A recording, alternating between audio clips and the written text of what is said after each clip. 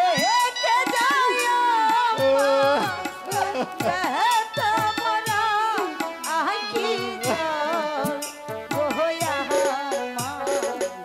বেহেতা ভরা আঁখি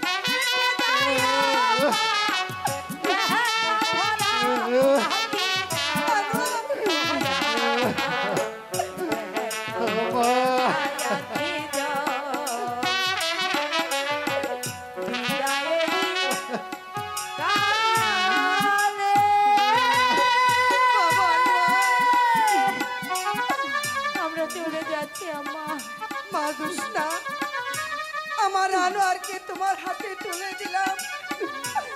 সুখে দুঃখে তোমরা দুজন একসঙ্গে থেকো। ঠিক আছে আম্মা, তোমরা চলে যাও। আমরা চলে যাচ্ছি। আমরা চলে যাচ্ছি মা। হ্যাঁ বাবা। আমাদের জন্য আশীর্বাদ দেখো। হ্যাঁ বাবা, এসো স্বামী। সময় এলে আমি তোমাদেরকে ফিরিয়ে নিয়ে আসবো বাবা। বিদায় আম্মা। ফিরিয়ে নিয়ে আসবো। বিদায়। বিদায় বিদায় আম্মা। আম্মা। বিদায়। বিদায় আম্মা।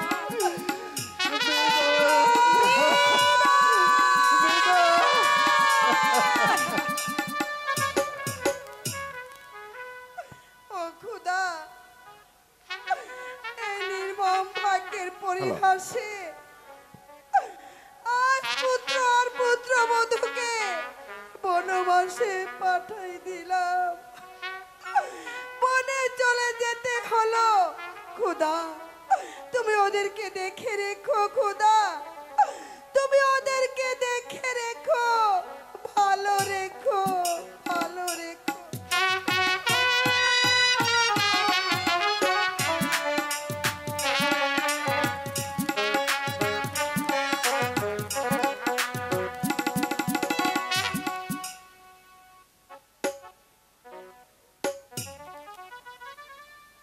সুন্দরবনের এই প্রান্ত হতে অপর প্রান্ত আমি খুঁজেছি, কিন্তু কোথাও আমার প্রিয়তমা জ্যোৎস্নাকে আমি তো কোনো জায়গায় তাকে খুঁজে পেলাম না। তবে কি ভাল্যকে আবার এই জ্যোৎস্নাকে বক্ষরে করে পৃথিবীর মুখ থেকে সরিয়ে দিয়েছে? না না জ্যোৎস্না, তুমি মরতে পারো না। না, বেঈমান ঘাতক তাকে জবাই করেছে। না,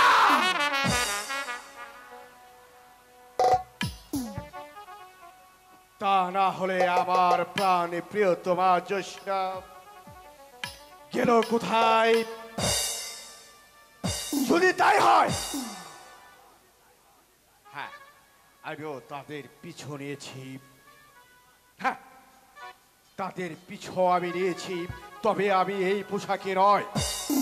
আমি যদি এই পোশাকে তাদের পিছনে নেই, তাহলে রাজ্যের প্রতিটি প্রজা আমাকে চিনতে পারবে।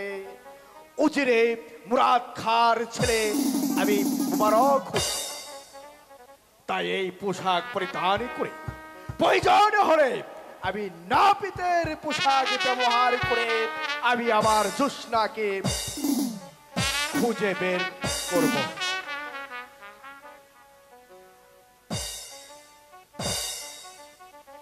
আর যদি আবার ওই দুশ্মন আনোয়ার পৃথিবীর বুকে বেঁচে থাকে, আমি ওকে ধরে আমি জবাই করে আর তাজা রক্ত দিয়ে গোছল করব।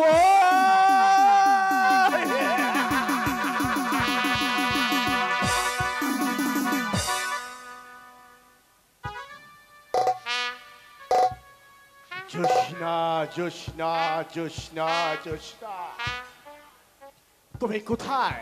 তুমি কি একবার বুঝতে পারো তোমার এই জন্য আমি পাগল প্রেমিক, পাগল হয়ে বনে জড়ে জঙ্গলে কত কষ্ট করে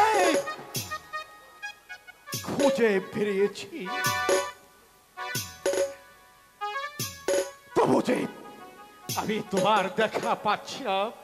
তাই তো যেমনই করে তুমি যেখানেই লুকিয়ে থাকো না কেন, সেখান থেকে আমি তোমাকে খুঁজে বের করব জ্যোৎস্না, খুঁজে বের করব, খুঁজে বের করব।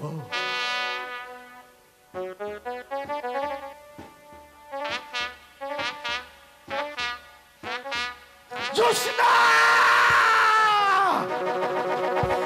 আমি পাগল হয়েছি তোমার জন্য, পাগল হয়েছি। তুমি যেখানেই থাকো না কেন, সেখান থেকে আমি তোমাকে খুঁজে বের করব। ও ও ও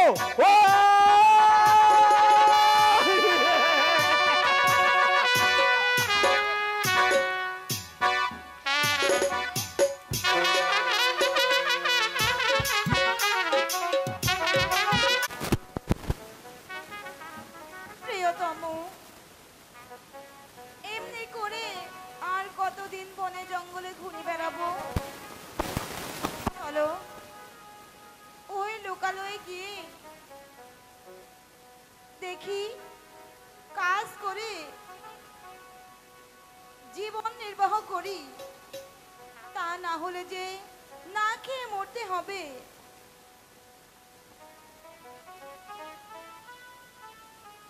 কি করিব কোথায় গো যাব?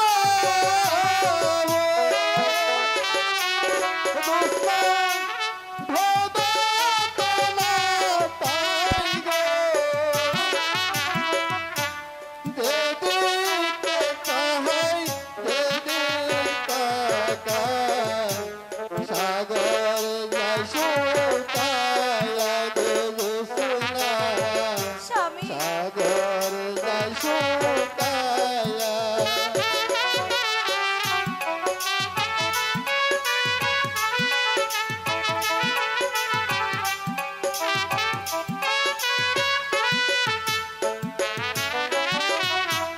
মাতা সালাম পিতা গোসাইল।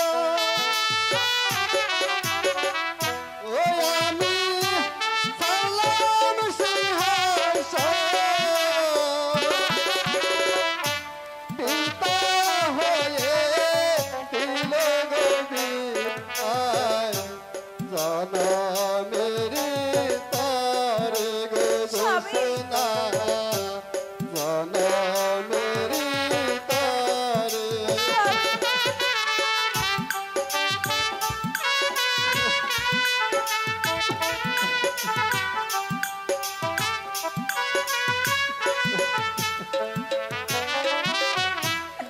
আমার লাগিয়া গো বন্ধু, ওইলা দেশার দহরি, সুখের আশা দিয়া গো বন্ধু, করলাম বনবাসী, করলাম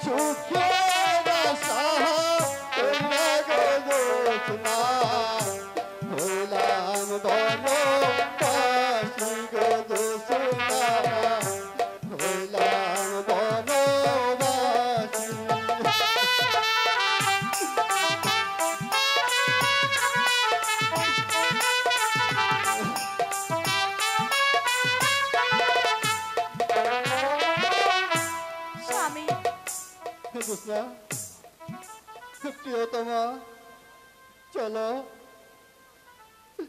ওই যে দ্বীপের মাঝে একটা কুঁড়ে ঘর আছে,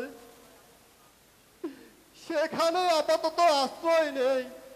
স্বামী, তারপর না হয় অন্য কোথাও চলে যাব। তাই চলো স্বামী, কিন্তু খাবো কি?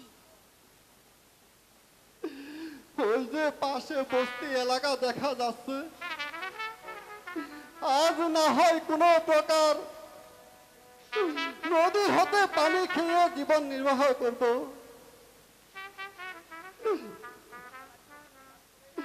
সকালে আমি বস্তিতে কাজ করে তারপর খাবার নিয়ে আসব। তাই চলো স্বামী। স্বামী, এই নাও।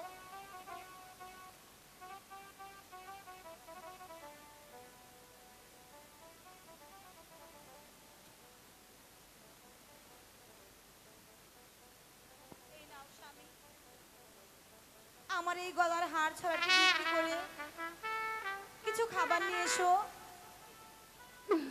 ভাগ্যের কি পরিহাস! ও খোদা, আজ স্ত্রীর গহনা বিক্রি করে জীবন বাঁচাতে হবে। না জোৎস্না, না, আমি এই হার বিক্রি করতে পারবো না।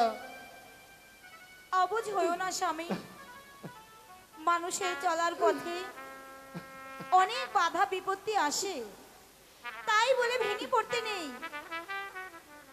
যেমন আজ জীবন বাঁচানো ফরজ, আজ না হয় আমরা অভাবগ্রস্ত, কিন্তু আল্লাহ পাক এমনও দিন দিতে পারে, সেদিন হয়তো মানিক মুক্তার উপরে আমরা পড়ে থাকবো, আর এই সামান্য হাড় ছড়া। তাই হবে জোৎস্না, তাই হবে।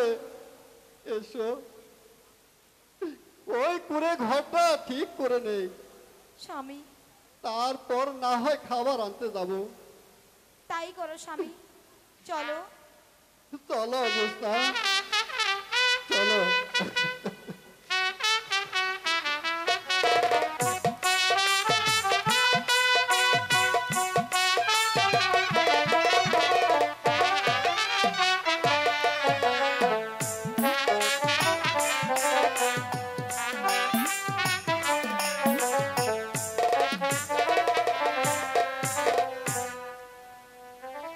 আজ প্রায় 3 মাস হয়ে গেল আনোয়ারকে হত্যা করা হয়েছে।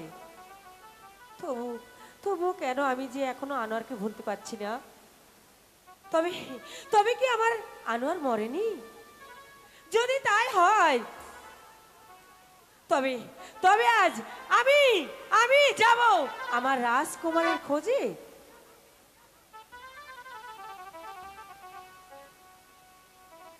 মা তারা, দাঁড়িয়ে কি ভাবছিস?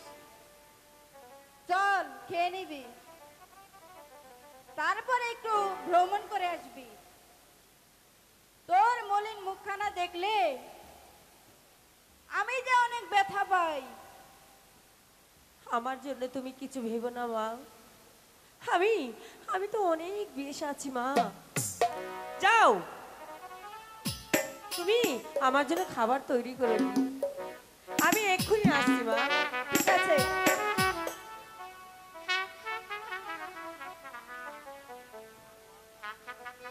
আনোয়ার তাহলে সত্যি সত্যি মারা গেল?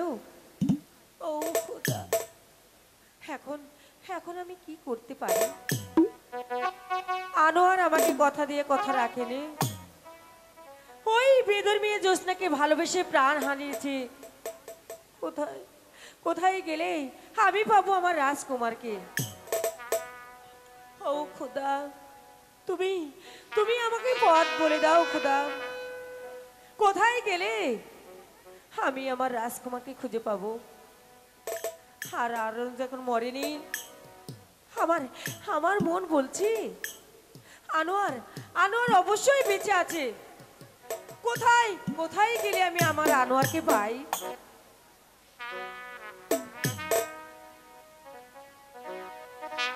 আমি চাইলাম জানি ভাবে পাইলাম না তাহারে, সে এখন বাস করে অন্যের ঘরে।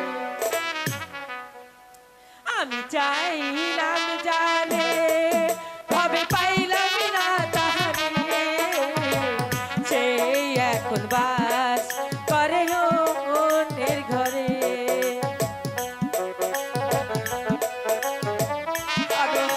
তুমি কোথায় আনোয়ার?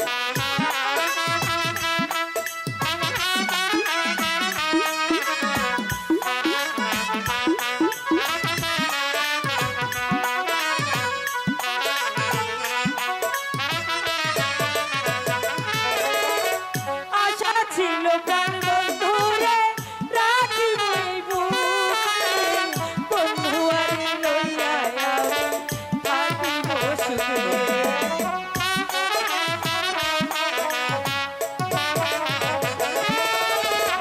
আশা ছিল প্রাণ বন্ধুরে রাখিব এই বুকে, বন্ধু আরে লইয়া আমি থাকিব সুখে। হায় ভালোবাসা ওই গলি নৈরাশা, হায় রে ভালোবাসা আমায় গলি নৈরাশা, এমন ভালোবাসা যেন কেউ না করে, সেই এখন বাস করে অন্যের ঘরে। আনোয়ার, তুমি কোথায় আনোয়ার? একবার তুমি আমার কাছে দেখা দাও বন্ধু।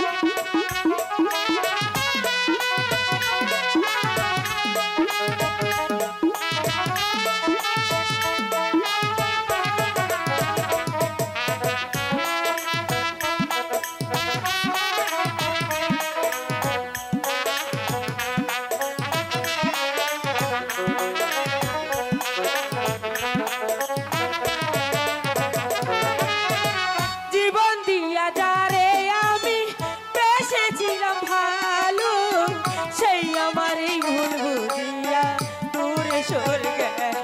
আনোয়ার, তুমি কোথায় বন্ধু?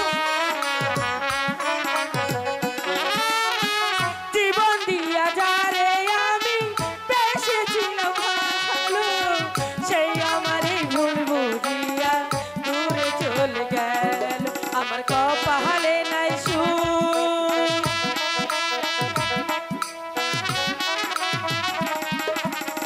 কপালে নাই সুখ, বুঝবি ধাতার বইব এই পোড়া মুখ আমি দেখাবো কারে, সেই এখন বাস করে অন্যের ঘরে। আমি চাইলাম তারে ভাবে পাইলাম না তারে, চাইলাম যারে ভাবে পাইলাম না তারে, সেই এখন বাস করে অন্যের ঘরে, সেই এখন বাস করে অন্যের ঘরে। বাহ বাহ, চমৎকার গাইতে পারো তো। একটি গান শোনাবে তুমি? পুরাতন কথা বলি আর আমাকে জ্বালাতন করো না। তুমিও বিশ্বাসঘাতক, তুমিও তো কথা দিয়ে কথা রাখো না। যাও, আর এখানে কখনো আসবে না তুমি। আমাকে দোষারোপ করছো কেন তারা?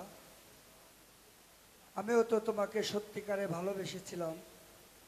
বিয়ে করতে রাজি হতে তোমার পিতা রাজকুমারের সাথে বিবাহ ঠিক করল, সেই সঙ্গে তুমি আমায় তাড়িয়ে দিয়েছ। আজ কেন আমাকে দোষারোপ করছো তারা? আমি যে সে এখন বুঝতে পারি না সেনাপতি সাহেব, এর জন্য তুমি আমাকে ক্ষমা করো। এমন ভুল আমার জীবন তারা, তুমি তাহলে কি আমাকে আবারও পেতে চাও? যদি তুমিও আমাকে চাও তাহলে তাহলে যে আমিও সুখী হব বন্ধু। বলো বলো না বন্ধু, তুমি আমাকে ক্ষমা করেছো? ক্ষমা করতে পারি যদি তুমি আমার একটি কথা পালন করো। তুমি আমাকে ভুল বুঝো না বন্ধু। আমি আমার ভুল করে উচিত শিক্ষা পেয়েছি, আর এমন কোনো দিন ভুল হবে না বন্ধু। এই আমি তোমার তারা? পা ছুঁয়ে শপথ করছি বন্ধু, আমার জীবন দিয়ে হলেও তোমাকে আমি ভুলবো না। আমি নতুন করে আবার তোমাকে কথা দিচ্ছি, ভালোবাসার অভিনয় করে নয়, তোমাকে আমার মনের রানী করে নেব। বন্ধু তবু একটি মাত্র শর্তে, বলো তুমি পালন করবে কিনা? আমি তোমাকে শপথ করে বলছি, তুমি যদি আমায় বিয়ে করো তাহলে আমার জীবন দিয়ে হলেও তোমার সব শর্তে আমি পালন করব বন্ধু। এবার এবার বলো না বন্ধু, কি তোমার শর্ত? সত্যি বলছো তো, না আবার ভুলে যাবে? তুমি আমাকে বিশ্বাস করতে পারো সেনাপতি সাহেব, আমি ওই আল্লাহ রসুলকে সাক্ষী রেখে তোমাকে আমি কথা দিচ্ছি। আমিও তোমাকে কথা দিচ্ছি, তোমাকে আমি বিয়ে করব একটি মাত্র শর্তে, তা হলো রাজকুমার আনোয়ার তার স্ত্রীকে খুঁজে বের করতে হবে।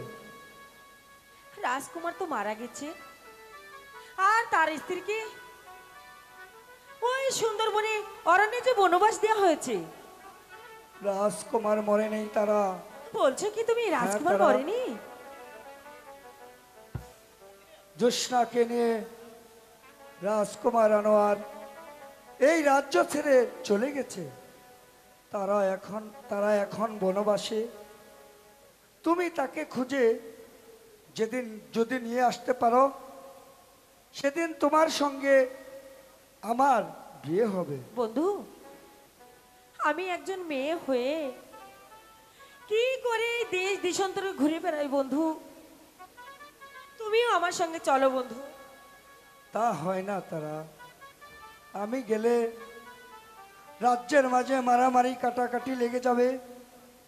আর এছাড়া তোমার পিতা রাজ্যখানাকে হস্তান্তর করার জন্য উঠে পড়ে লেগেছে। বঙ্গরাজপুত্রকে তাকে হারিয়ে পাগল হয়েছে। রানীমা তো নাওয়া খাওয়া এক প্রকার ছেড়েই দিয়েছে। রাজকুমার বেঁচে আছে, তা তুমি কেমন করে জানলে বন্ধু? তা আমি তোমাকে গোপনে বলে দেব। এখন বলো, আমার আদেশ তুমি পালন করবে কিনা?